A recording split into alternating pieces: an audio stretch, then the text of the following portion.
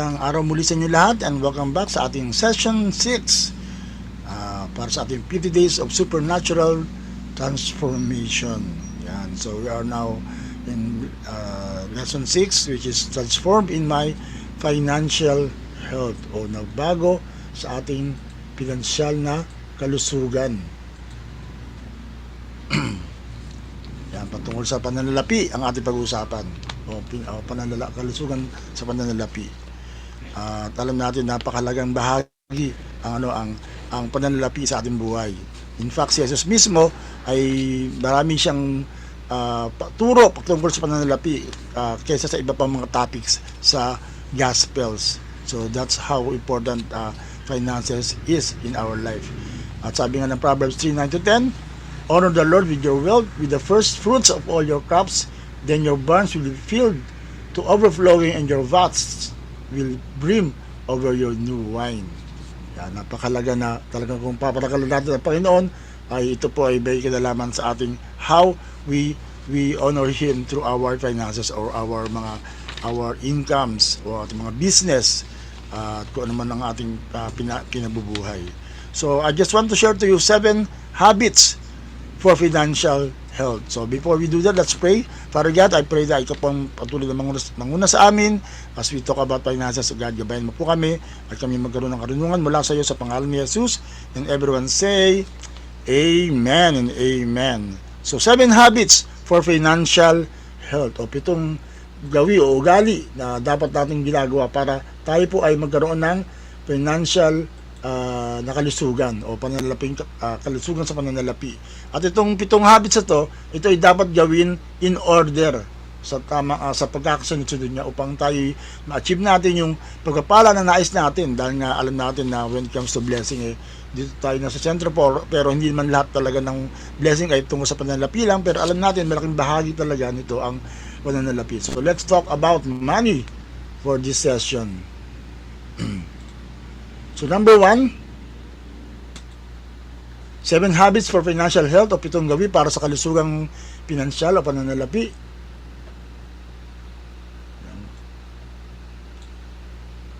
Number 1, I must trust God as my source and provider. O dapat ako magtiwala sa Diyos bilang aking pinagmulan at tagatustos. So siya ang pinagmulan ng lahat ng ating kayamanan. Kahit na ikaw ay nag-work, kahit na ikaw ay may business, ang talagang pinanggalingan pa rin yan ay ang Panginoon, di ba? Kahit nasabi natin, ako nagtrabaho, ako ang nagsumikap, ang Diyos pa rin talaga ang dahilan kung bakit tayo pinagpapala. Di ba? Parang sa gripo lang yan, di ba? Yung gripo ay alam natin doon ang gagaling ang tubig, pero alam naman natin na yung tubig na yun ay hindi galing talaga sa gripo, may pinanggagalingan yan na reservoir or tubo o malayong mas malaking lugar ng kukuhanan, like for example ulan, ilog, o whatever source of yung dam na kung saan nanggagaling lahat. At ganoon din po ang ating Diyos, na kung saan sa Kanya lahat talaga galing, even nga yung ating kakayahan, sabi ng Bible, sa pagkita ng pera o sa ating mga pagpapala. So we must recognize God as the source ng ating mga pagpapala and provider. Sabi nga ng Romans 11:36, everything comes from God and exists by His power and is intended for His glory. Kaya kung lahat ay galing sa Diyos, ang isa raw sa dapat na intention nito ay magbigay kaluwalhatian para sa Panginoon. Yung ating mga pagbibigay, yung ating finances, binibigay sa atin ni God yan, pero dapat ito ay magbibigay rin ng kaluwalhatian sa Diyos. Meaning to say, a part of that must really go back to Him, to honor Him. At alam natin, ito ay isa sa ating pag-uusapan na dapat pagbigay kaluwalhatian sa Panginoon. So we must recognize na ang Diyos ang pinanggagalingan ng lahat ng ating pagpapala, at siya ang provider ng lahat ng meron niya. Ito sabi ng Deuteronomy 8:18, remember the Lord your God, for it is He who gives you the ability to produce wealth. Ba yung kamay, tingnan niyo yung mga kamay nila yan, siya nagbigay niyan, yung lahat ng talino, lahat ng kakayahan, lahat ng even ng mga resources natin, ang Diyos ang nagbigay. Kaya we just need to recognize Him that He is the source and provider. At pangalawa,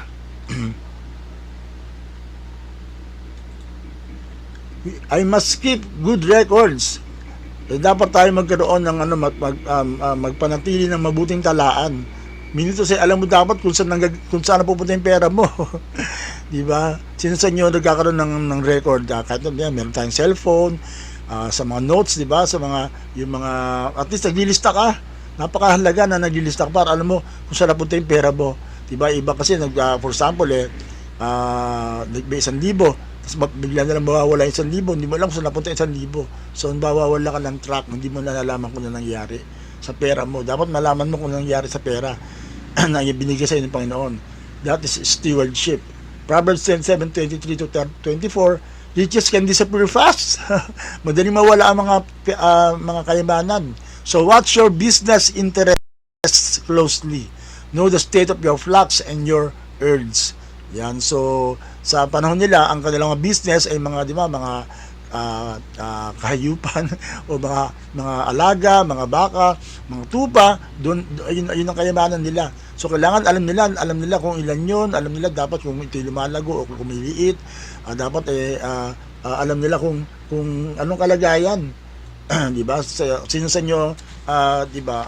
Ako napansin ko yan especially nga dati si Pastor Marcel ang kasama ko, syempre ay she's a good recorder of everything. Talagang inahati-hati niya na yan. Talagang alam niya kung saan pupunta yung pambayad dito, pambayad doon, yung mga dapat gawin.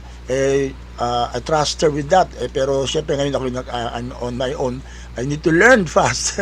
So ganun po talaga ginagawa ko ngayon. Nagbabudget ako ng mga lahat ng babayaran, lahat ng bills. Kumbaga, before I think of something that I want to buy for myself, kailangan ko munang bayaran mga dapat bayaran, first, unang tithes and everything else. Kaya nga nung Pasko nakabili na lang ako ng damit para sa sarili ko tapos ko. Nakalimutan ko sa sarili ko para dati talagang every year meron akong dalang bago. Ngayon medyo late, ang bagong taon na lang yata ako nakabili o noong January 1 na lang ako nakabili.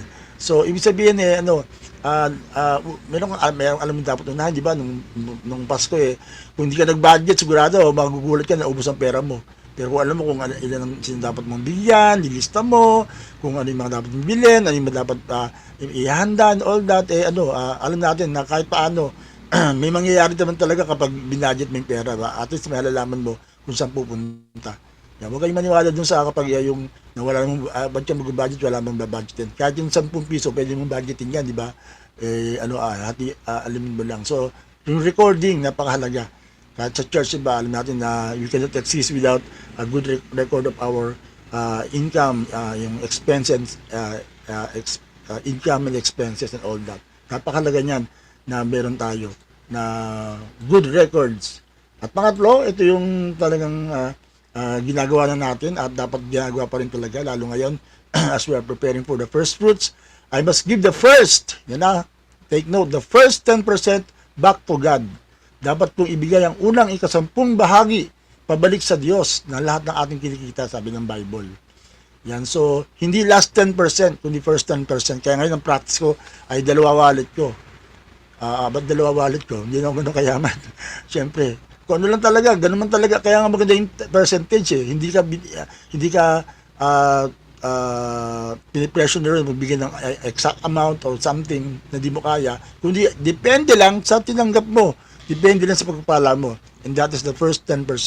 So, kaya ang dalawang wallet ko, yung the moment that I receive a money, ay hiwalay ko na kagad yung 10% doon. Ilalagay ko na sa kabilang wallet na kung saan doon nakatabi ang para sa Panginoon na tithes. Yan. So, and then the rest, I can work it out. So, the purpose of tithing is to teach you always to put God first in your lives. Sabi ng Deuteronomy 14:23. Hindi man talaga ito kumakuha, hindi man talaga ito yung about pera na magkapera in church and all that. It's all about your attitude. Kung si Lord ba talaga ang una sa ating buhay. So, that's the purpose of tithing. To show to God na, Lord, ikaw talaga una sa buhay ko. Diba? You seek Him first and His kingdom. Siya talagang priority mo. That can be shown in the way we handle our finances.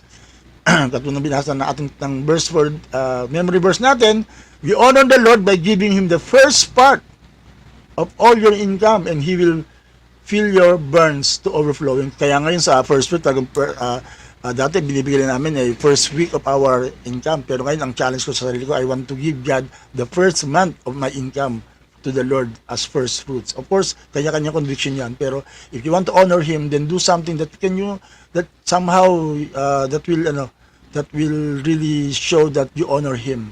Diba? Mas mahalaga si Lord sa iyo kaysa sa inyong mga personal gains o personal likes. Kaya mapapakita natin yan, if you give Him the first part of your income, the first 10% in particular sa Panginoon. And everyone say, Amen and Amen. Yan. So, kapag nabigay mo na yung para sa Panginoon, then you can do the rest for yourself. Yan. So, ano yung the rest, ano yung susunod na para ikaw ay talagang lumago sa financial health. Number 4, we must save, I must save and invest for the future. Yan, sino sa inyo may naiipon sa bangko? Sino sa inyo, kahit paano meron kayong alkansya? Alam niyo ba yung alkansya, magandang ituro sa mga bata at sa atin na rin mismo. I know of a person na napuno niya lang ang isang alkansya ng 20-20, yung 20 coins. Imagine, yung binuksan nila yung alkansya, 26,000. Can you imagine that? Na napakalaking bagay, di ba? Lalo sa mga emergency, kung meron ganung pera na naipon na hindi mo naman naramdaman, na hindi ka nahirapan. Kasi lahat na ng 20 pesos na coin ay nilalagay mo lang sa alkansya, tapos yung binuksan nila ay napakalaking pera. Yan ako, meron akong 2 alkansya rito na hopefully pag binuksan ko ay talaga magugulat ka na ako kahit paano. So, napakalaga na ito nag-impok, of course, merong bangko at namumuhunan na mga business, yung mga investments na napakalaga na para ikaw ay tunay na meron talaga na meron kang talagang madudukot. Sabi nga ng ating kasabihan na kapag may sinuksok, may madudukot. Yan. Sabi ng Proverbs 21:20, the wise man saves for the future, but the foolish man spends whatever he gets. Aray. Sino po sa inyo ang kapag nagkaroon ng pera, ubus ang biyaya, di ba?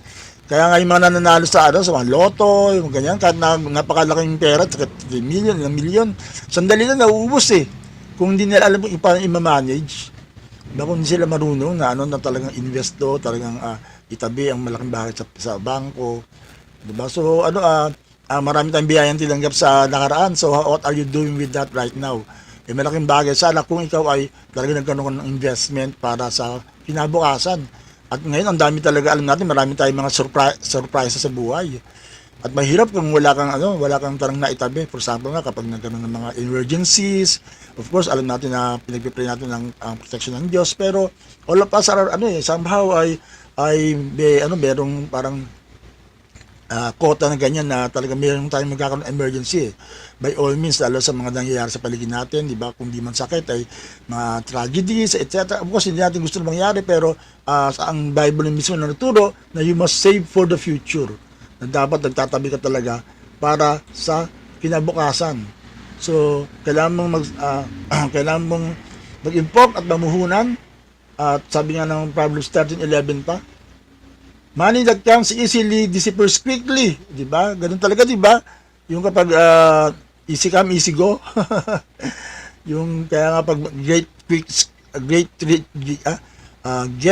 quick scheme talaga hindi talaga maganda 'yan eh. Pero sabi dito, but money that is gathered little by little will grow. So yung pag-iipon, hindi man kailangan malaki eh. Yung 20-20 nga lang eh. 'Di ba? Little by little lumaki. Diba, kahit piso-piso, kahit magkano ba barya, ako talagang nagiging rule ko ngayon eh. Basta barya, lagay na sa alkansya. Yan, para kahit alam mo may naiipon ka. Diba, alam mo na malaking bagay yan in the near future kapag ito ay binuksan mo na. Of course, nandiyan, may bangko, kaya talaga encourage everyone to, kung alam mo pagpapalain ka ng Diyos, dapat meron kang bangko talagang binubuksan. Salamat sa Panginoon, may mga bangko na sa kalumpit na we can have, parang financial discipline para talagang hindi talaga maubos ang biyaya na tinatanggap mo. Yan, pag nagka-bonus ka, at kapag ikaw ay nagkaroon ng mga blessing. Kaya nga, ang magandang rule talaga sa buhay, para ikaw ay talaga magkaroon ng financial freedom, yung tinatawag na 10-10-80 principle. Ano ba yung 10-10-80 principle? Yung 10-80 principle ay ito, yung 10%, first 10% kay Lord, bayaran mo yung para kay Lord, and then next 10% itabi mo, savings. And then yung 80% doon ka lang kikilos, doon ka lang gagastos, doon ka lang mamumuhay, 'di ba? Not beyond, 'di ba? Kaya ang problema sa mga Pilipino kaya nga nagkautang-utang kasi namumuhay ng beyond sa kakayanan nila na mamuhay. Kaya hangga't maaari talaga we have this kind of a principle na you can give back to God, you can save and invest for the future, and then yung 80% nga, it's up to you, it's up for your discretion para ikaw nga ay mamuhay ng tama. So develop your business. Ito napakaganda nito. Natanda ko ito dating Pastor Miguel, yung Money Monster and Money Factory. Ayan. Develop your business first before building your house. Yan, kung nagka-pera ka daw, dapat daw business muna bago bumili ng pera. Problema sa lalo sa mga kabataan, cellphone muna, 400,000. iPhone 17. Kung yung 17, yung 100,000 na o 80,000 na kung magkano man yung iPhone, ininvest mo. Diba, nag-business ka, talagang nagkaroon ka ng buy and sell or something like that. Diba, pinaano muna, ginawa mo ng manufactory, pinaikot mo muna, and then, kahit ilang pang iPhone 17, mabibili mo. Paano kung bumili ka ng iPhone 17, matagal na, hindi mo pa nababayaran, di ba? So, ang payo ng Bible, unahin mo muna ang business, bago bahay, bago muna luho. Yan, ang mga tao na namumuhay sa luho, kadalasan talaga naghihirap in the future, in the end. So, we don't want to experience that, na ikaw ay nagsaya muna bago nalungkot. Pwede ko muna nalungkot o kaya talagang nagtiis, then you can enjoy life later, di ba? So mas maganda 'yon kaysa yung mag-enjoy ka ngayon tsaka ka na magtiis later. Mas mahirap ang kalagayan ng ganitong prinsipyo. So syempre, isa rin sa dapat na gawin natin as Christians, kung hindi naman nawawala din talaga yung pagkakataon tayo nakakahirang, nakakautang, dapat talaga pinagpaplanuhan din natin yan because we want to be debt free, di ba? So para maging malaya tayo sa utang, dapat pagplanuhan mo kung paano ito babayaran. So I must set up a repayment plan to get myself out of debt. Yan, kailangan mo mag-set up ng isang plano sa pagbabayad upang makalaya tayo sa pagkakautang. Diba? So, meron nga kung may hunulugan ka, talagang isa-isa itatabi mo talaga, di ba? Una mo na, syempre, babayaran mo si God, itatabi ka para sa future mo, and then, pag-aralan mo kung magkano yung ilalan mo para sa pagbabayad ng mga dapat mong bayaran. Of course, yung mga bills, etc. Pero may mga hinulugan tayo, yung mga kung merong mga credit card, kasama talaga yung sa plano ng financial plans mo para hindi ko talaga mabaon, di ba? Alam naman natin na hindi maganda na tayo ay magkaroon ng na outstanding debts, di ba? Sabi ng Proverbs 3:27, don't withhold repayment of your debts, di ba? Dapat talaga bayaran ang mga utang na meron tayo. Ngayon pa naman nakakatukso, ang daming nag-offer ng di ba? Ng loans, mga mabilisang mga one hand, home credit, etc. Of course, dapat maging maingat ka diyan kasi nga ang lalaking mga interest yan, na-biktima kami ng mga ganyan yung malalaking interest. So kailangan talaga pag-aaralan mo rin kung paano pag-utang ang gagawin mo, kung kinakailangan talaga. Kumbaga, ang pag-utang ay gagawin mo lang kung ito'y kailangan lang talaga, di ba? So kaya nga sabi ng Romans 13:8, let no debt remain outstanding. Yan, nagsisimula ng bagong taon, nawa ay nakabawas tayo sa mga bills ng mga bayarin natin. So we must set up a payment plan. Yan. Kaya wag tayong maging katulad ng iba na magaling mangutang tapos sa pagbayaran niya mahirap nang magbayad. Okay, so kaya makakatulong sa atin diyan yung susunod para tayo ay magkaroon talaga ng pag-aayos ng financial. Yung budgeting, I must budget my spending. Yan, so kailangan kong i-budget o ayusin ang paggastos. So kaya kailangan talaga meron ka rin mga listahan. At least kaya nga yung mga notebook na binibigay sa atin, tutulong to. Ayan, mga ganyan. Mahalaga yun sa atin na at least kung meron kang kasi cellphone minsan hindi reliable, mabubura. Pero yung mga ganito, mga notebook na natatagap ito yung Pasko, let's make use of this, diba? Lista, Tapos talagang in-note kung ano yung mga ano yung dapat bayaran, sino dapat bayaran, ano yung mga bibilin, yung pag grocery ka, nilista mo na. Hindi yung pagdating sa grocery, taka mo lang isip ano ba yung mga bibilin ko. Ay, naku, nakalimutan ko, may bibili nga pala ako. Dahil hindi mo nailista. Talagang nasira tuloy yung yung budget mo or something like that. So, kailangan natin mag-budget. Yan. Kahit wala kang iba-budget, mag-budget pa rin. Ganun yun eh. Di ba? In fact, minsan, ang tawag natin yun, minsan faith, kahit sa church, na yung mag-budget ka, ito ang kailangang gastusin, itong bibili natin, etc. At least meron kang target money. So, alam mo yung ano yung priority mo kapag dumating yung pera. Alam mo kung saan muna dapat pumunta yun. Alam mo yung ano dapat unahin talaga. Kasi na-ilista mo na, na-budget mo na, napag-aralan mo na. Sabi ng Proverbs 21 verse 5, plan carefully and you will have plenty. O, di ba? Pagpaplano pa lang marami ka nagkakaroon ka na ng gain. If you act too quickly, you will never have enough. Yan, kapag daw masyado ka naging drastic sa paggastos, impulsive buying, ang tawag natin yan, kung yung makita, di ba, lalo ngayon nakakatukso. Kahit nawala ka sa, imagine, kahit nawala ka sa mall, napapagastos ka. Dahil merong online shopping, di ba? Add to cart, add to cart, add to cart. Ako, ginagawa ko lang, nag-add to cart ako, pero hindi ko agad bibilin. Pag-aaralan ko muna kung ano yung kaya, ano yung priority talaga, ano yung kumbaga, meron kang nilalagay na add to cart kasi gusto mo, pero bibilin ko lang yon kung may extra ako, kung talagang pwede naman na.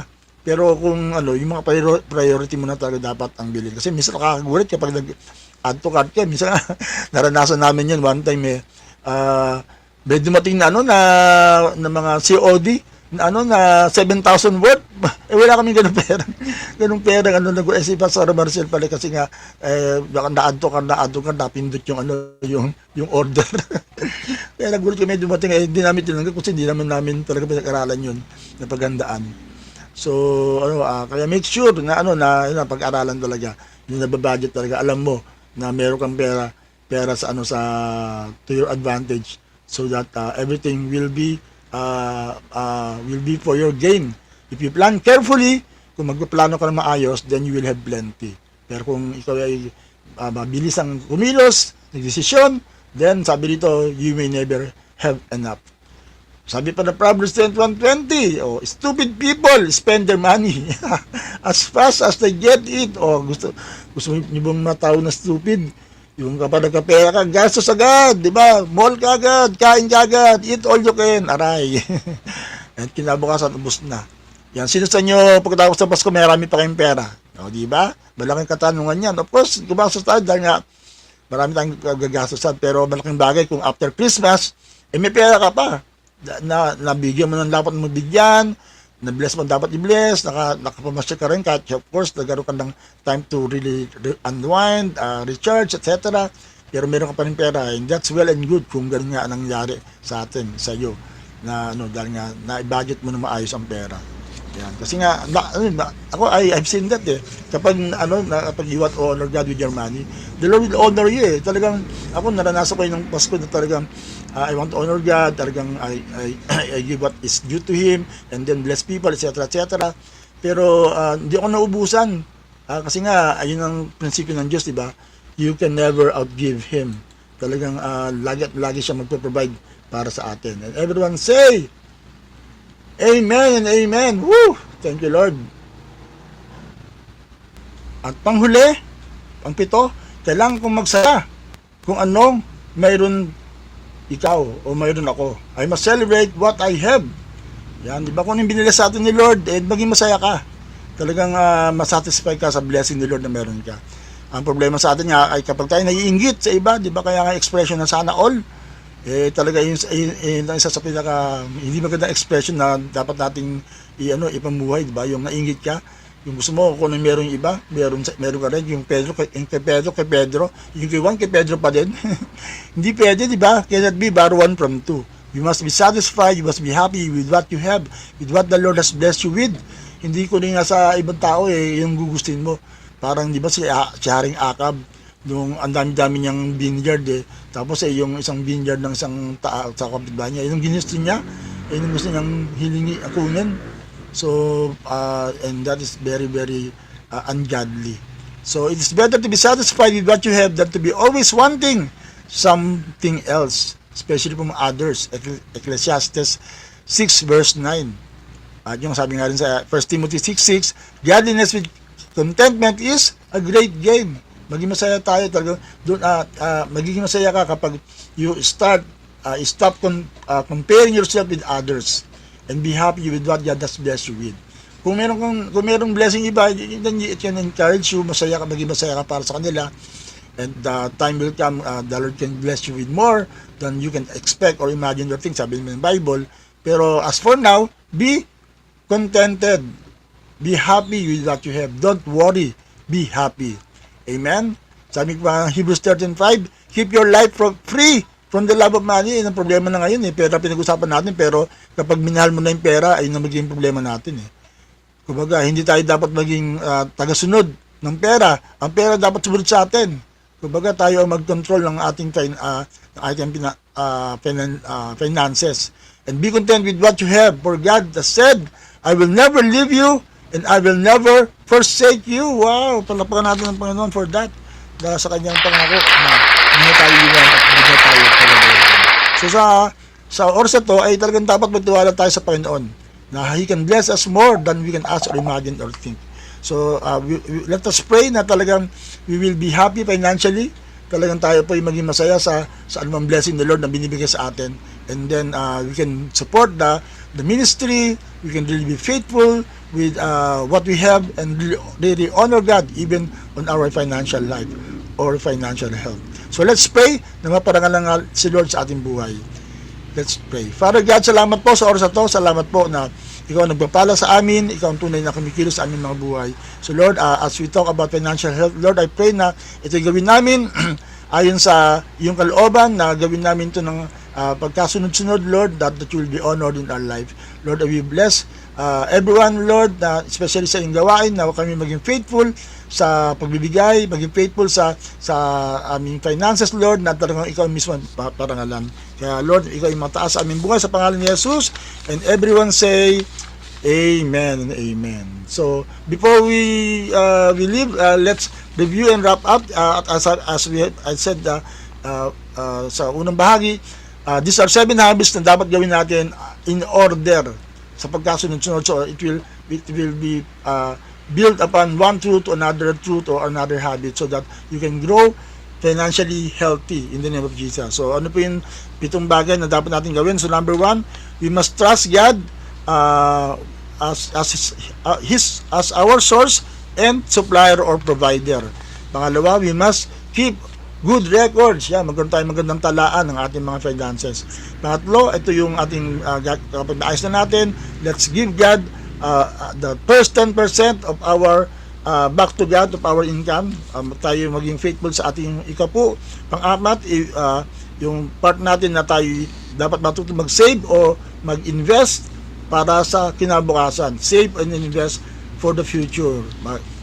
And then next ay we must set up a repayment plan yan sa ating mga utang, a repayment plan for ourselves, for our debts, and then of course kung ano man yung mga maayos na matitira, doon natin tayo mag-budget para sa ating spending. Yan, kapag nabayaran mo na yung para sa Diyos, dapat tabi ka, tapos yung mga dapat mong obligasyon mo, babayaran mo, then you can plan for your spending, i-budget to na maging maayos para ma-maximize natin ang anumang meron tayo. And then lastly, we must enjoy with what you have for the glory of God. So God bless you and enjoy the blessing of God in your life. See you sa ating next session.